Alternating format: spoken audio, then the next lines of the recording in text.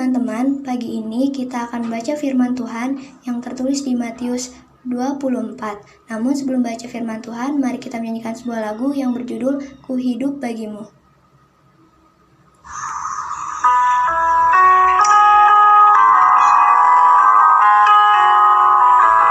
Mari kita ambil sikap saat teduh terbaik kita.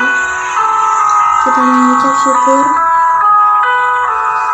atas kebaikannya, kasihnya, dan penyertaannya dalam hidup kita. Mari kita sembah.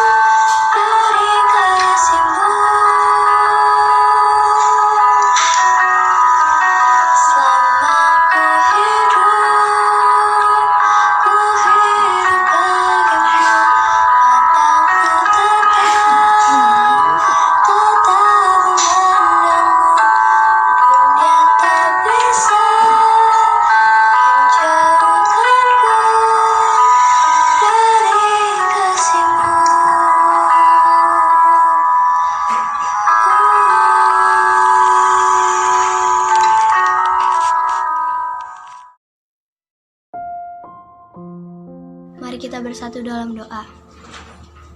Allah Bapa yang berada dalam kerajaan sorga, kami ingin mengucap syukur atas segala berkat dan penyertaan-Mu yang telah Engkau berikan kepada kami, sehingga sampai saat ini kami masih bisa menjalankan kegiatan kami dengan penuh sukacita. Bapa, sebentar lagi kami membaca sedikit dari firman-Mu, biarlah firman yang kami baca dapat bekerja sesuai dengan kehendak-Mu dan menjadi petunjuk dalam kehidupan kami. Hanya di dalam nama Tuhan Yesus Kristus kami berdoa dan mengucap syukur. Haleluya, amin. Firman Tuhan kali ini yaitu yang tertulis di Matius pasal 24. Khotbah tentang akhir zaman. Bait Allah akan diruntuhkan. Sesudah itu Yesus keluar dari bait Allah lalu pergi. Maka datanglah murid-muridnya dan menunjuk kepada bangunan-bangunan bait Allah. Ia berkata kepada mereka, "Kamu melihat semuanya itu. Aku berkata kepadamu, sesungguhnya tidak satu batu pun di sini akan dibiarkan terletak di atas batu yang lain. Semuanya akan diruntuhkan." Permulaan penderitaan.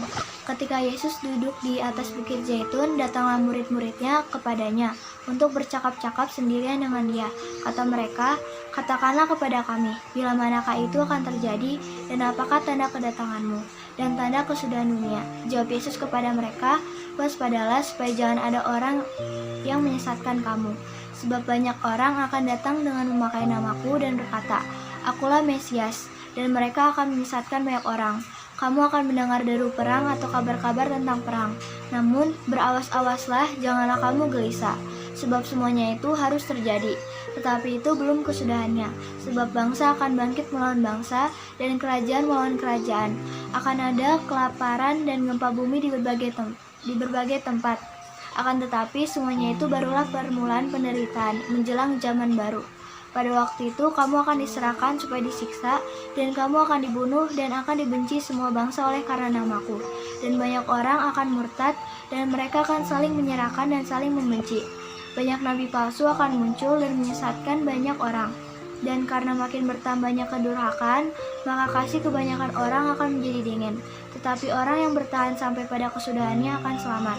dan Injil kerajaan ini akan diberitakan di seluruh dunia, menjadi kesaksian bagi semua bangsa. Sesudah itu barulah tiba kesudahannya, siksaan yang berat dan Mesias-Mesias palsu.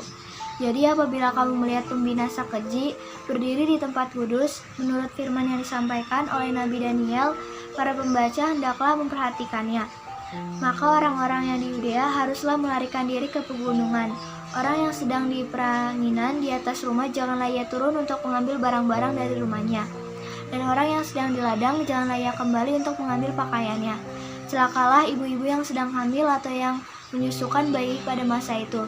Berdoalah supaya waktu kamu melarikan diri itu jangan jatuh pada musim dingin dan jangan pada hari Sabat. Sebab pada masa itu akan terjadi siksaan yang dahsyat seperti yang belum pernah terjadi sejak awal dunia sampai sekarang dan yang tidak akan terjadi lagi. Dan sekiranya waktunya tidak dipersingkat, maka dari segala yang hidup tidak akan ada yang selamat. Akan tetapi, oleh karena orang-orang pilihan waktu itu akan dipersingkat. Pada waktu itu jika orang berkata kepadamu, "Lihat, Mesias ada di sini," atau "Mesias ada di sana," jangan kamu percaya, sebab Mesias-Mesias palsu dan nabi-nabi palsu akan muncul, dan mereka akan mengadakan tanda-tanda yang dahsyat dan mukjizat-mukjizat, sehingga sekiranya mungkin mereka menyesatkan orang-orang pilihan juga. Camkanlah, aku sudah mengatakannya terlebih dahulu kepadamu. Jadi apabila orang berkata kepadamu, "Lihat, ia ada di padang gurun," janganlah kamu pergi ke situ. Atau "Lihat, ia ada di dalam bilik," janganlah kamu percaya, sebab sama seperti kilat memancar dari sebelah timur dan melontarkan cahayanya sampai ke barat, demikian pula lah kelak kedatangan Anak Manusia.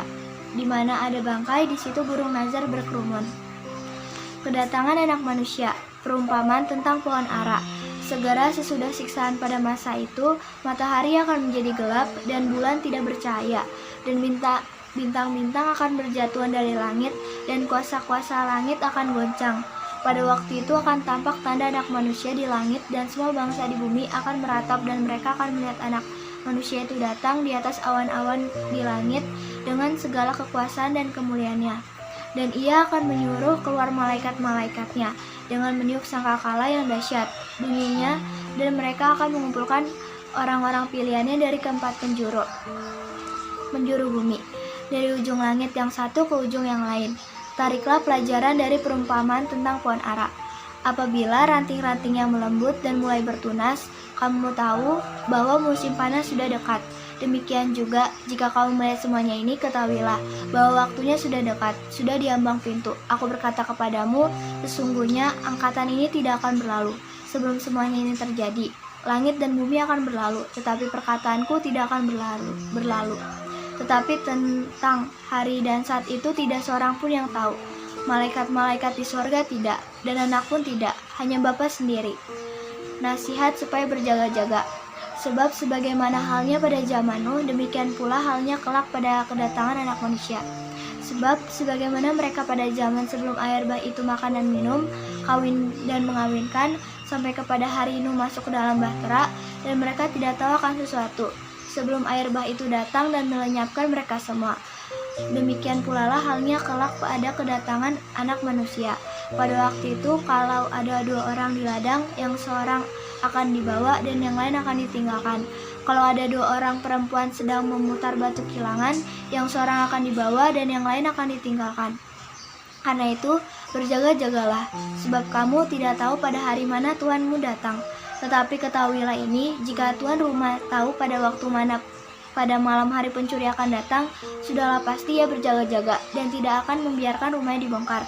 Sebab itu, hendaklah kamu juga siap sedia, karena Anak Manusia datang pada saat yang tidak kamu duga. Perumpamaan tentang hamba yang setia dan hamba yang jahat. Siapakah hamba yang setia dan bijaksana yang diangkat oleh tuannya atas orang-orangnya untuk memberikan mereka makan pada waktunya? Berbahagialah hamba yang didapati tuannya melakukan tugasnya itu. Ketika tuannya itu datang, aku berkata kepadamu, sesungguhnya tuannya itu akan mengangkat dia menjadi pengawas segala miliknya. Akan tetapi, apabila hamba itu jahat dan berkata di dalam hatinya, Tuanku tidak datang-datang, lalu ia mulai memukul hamba-hamba lain dan makan minum bersama pemabuk-pemabuk.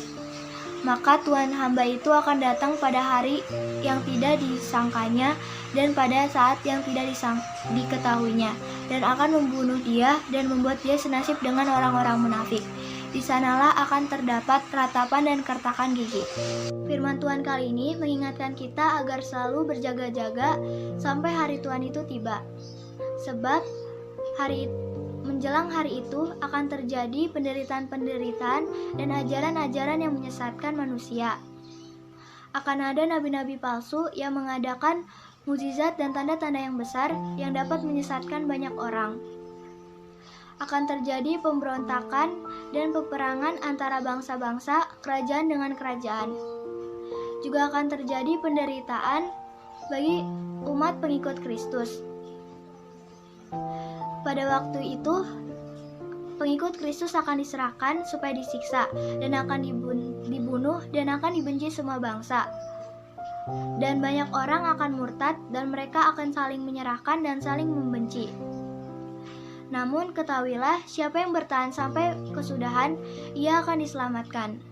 Sebab Tuhan telah mengingatkan terlebih dahulu kepada kita. Dan di ayat 42 jelas tertulis, karena itu berjaga-jagalah, sebab kamu tidak tahu pada hari mana Tuhanmu datang. Mari kita bersatu dalam doa.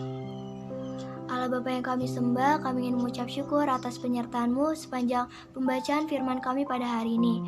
Kami mohon, hidupkanlah firman itu dalam hati kami, agar bertumbuh dan berguna dalam diri kami dan orang lain. Bapa, berkati aktivitas kami selanjutnya, yaitu adalah penilaian harian bersama.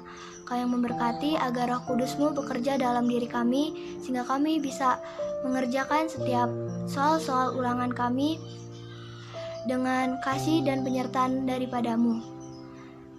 Terpujilah nama-Mu Tuhan, kuduskanlah kami, jangan biarkan kami menyimpang daripada jalan-Mu. Hanya dalam nama Tuhan Yesus Kristus kami telah berdoa dan mengucap syukur. Haleluya, amin.